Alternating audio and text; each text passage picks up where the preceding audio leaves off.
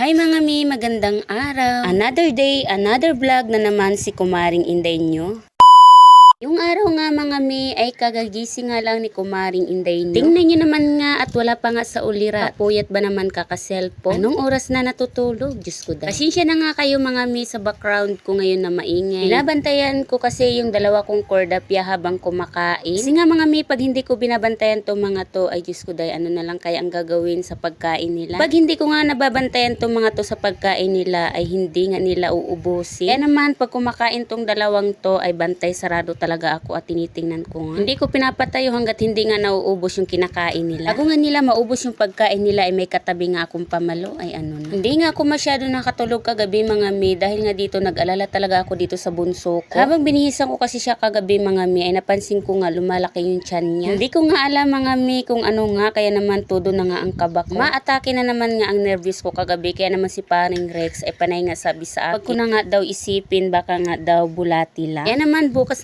nga din ay dadalhin ko nga agad to sa center si Cordapia at ipapacheck up ko nga. Pagkagising namin ngayong umaga mga mi ay tinignan ko nga agad yung tiyan niya. Thank you Lord dahil nga siguro ay busog nga lang siya kagabi kaya siguro lumaki yung tiyan niya. Si Cordapia ko kasi maliit mga mi ay mahilig talaga uminom ng tubig kaya naman hindi na nga ako nagtataka pero kagabi katudo na nga talaga ang kaba ko. Lubong-lubo ba naman ang tiyan? Sobrahan lang siguro ako sa overtake kagabi sa kape nga ng kaping barako ay Diyos ko day inday. Kape pa more. Pasensya na kayo mga mi sa background ko ngayon ha kasi medyo makalat-kalat talaga ang kapaligiran namin ngayon. Wala pa kasi ako mapaglagyan mga mi ng mga damit namin kasi nga ang ginagawa nga ang cabinet ni paring Rex ay hindi pa nga tapos. Nag-request talaga ako kay paring Rex na pwede bang gawaan niya nga ako ng cabinet na lagayan nga ng mga damit namin dahil nga nakasako. Hanggang ngayon nga inaantay ko ay hindi pa nga tapos, lalagyan pa nga daw ng dingding. Buti na lang si paring Rex ay marunong-runong nga siya gumawa ng mga ganun. Pati itong bunso kong kapatid mga mi ay late na nga ring gumising. Mga alas 9 na nga siguro to ng umaga. Napuyat nga din sa kaka-ML.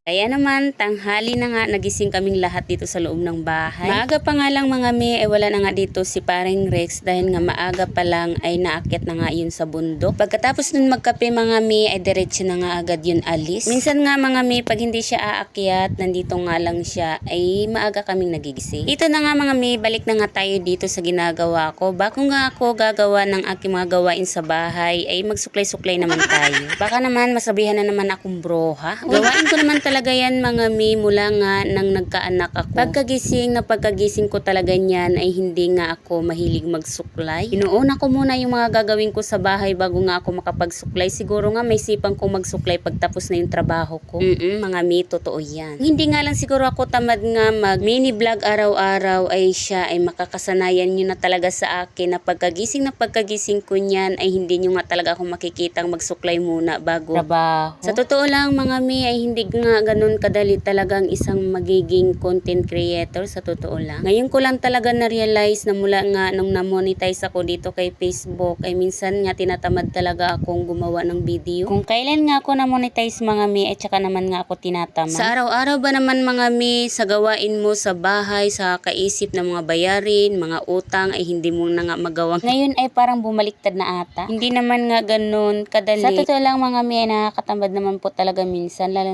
lalo pa nga pagpagod ka na sa maghapon sa trabaho mo sa loob ng bahay. Nandiyan na nga yung maya-maya nga ay may labahan na naman. Yung tipong kakalaba mo na naman, mayroon na naman tamba. Yung kakatapos mo lang maglinis ay maya-maya, mayroon ka na namang lilinisin. Kaya naman mga mi, minsan nyo lang talaga ako makikita mag-upload nga ng mga mini vlog kasi nga nakakatamad. Balik na nga tayo dito sa video ko mga mi. Ito na nga, sinimulan ko na nga dito magpunas-punas. Pinag-aayos ko na nga din yung mga pinggan na nahugasan ko nga kagabi para nga malagyan ko na naman ng hugasan namin ngayon. Ito na naman nga tayo sa kusina ko. Wala na ngang katuyuan. Araw-araw na lang talagang basa at may baha dito. Ito pa nga mga mi ang nagdadagdag sa akin ng stress. Sa totoo lang mga mi. Kaya naman minsan talaga mga mi ay nakakatabang nga talaga dito sa bahay at tingnan nyo naman talaga nga ang hitsura dito sa kusina. Hindi nga pwedeng wala kang tsinelas dito sa kusina namin mga mi kasi nga napakaputi. Tapos nga mga mi ay panay nga ang ulan sa amin dito kaya naman hindi talaga siya natuyo-tuyo. Pag Napakalakas kasi ang ulan dito sa amin mga mi. Ang baha na galing nga sa taas ay dito nga bagsak sa amin lahat. Akala ko mga mi ay tapos na nga ako dito sa loob ng bahay, kaya naman bumalik ako. Sabi ko nga hindi pa pala ako nagwalis, kaya naman sabi ko dito muna sa loob ang unahin ko bago sa labas. Bali nga mga mi ay nagpunas-punas nga ako sa mga ibabaw kasi nga alikabok. At sinunod ko naman nga dyan mga mi ang walis-walisin nga dito sa may mga ilalim kasi nga yung mga buhok na galing nga dito sa dingding. Halos araw-araw mga mi, ayan nga lagi ang ginagawa ko. Parang araw-araw na din nga ako nag-general cleaning dito nga sa loob ng bahay namin. Kung hindi nga talaga ako maglilinis dito araw-araw mga mi. Dagdag pa nga mga mi na dito kami natutulog sa lapag, kaya naman kailangan talaga maya-maya nga ang walis. Ang punas nga dito sa sahig. Buti na nga lang mga mi ay mainit na nga ngayon, hindi na maulan. Tingnan niyo naman nga mga mi itong pinagwalis ko ay nakaupo na nga dito. Buong akala ko mga mi ay tapos na si Cordappiang magwalis. Nakaupo na nga at hindi pa nga nakapagsimula. Sabi ko nga sa kanya mga mi itayo na dyan at ako na nga. Ito talaga si Cordappia ko ang inutusan dito sa loob ng bahay mga mi. Ay nako ay hindi matapos-tapos. Nasabayan kasi ng laro mga mi, kaya naman minsan hindi ko na nga lang yan inuutusan. Sa wakas nga mga mi ay natapos na nga ako dito magwalis sa loob ng bahay. At may bata naman nga nagpapatimpla ng kanyang gatas. Siya nga daw ay magkakape na. Ako mga mi ay hindi muna ako nagkakape pagkatapos ko na nga ng gawain sa bahay bago ako magkape. Kasi nga pag nagtimpla na ako ay lamig na yan pag binalikan ko. Pagkatapos ko naman nga timplahan si Cordappia ko mga mi ng kanyang gatas, ay dumiretso naman nga agad ako dito sa may kusina namin. At dito naman nga ako maglilinis. Sa kusina namin na mahiwaga na walang katuyo.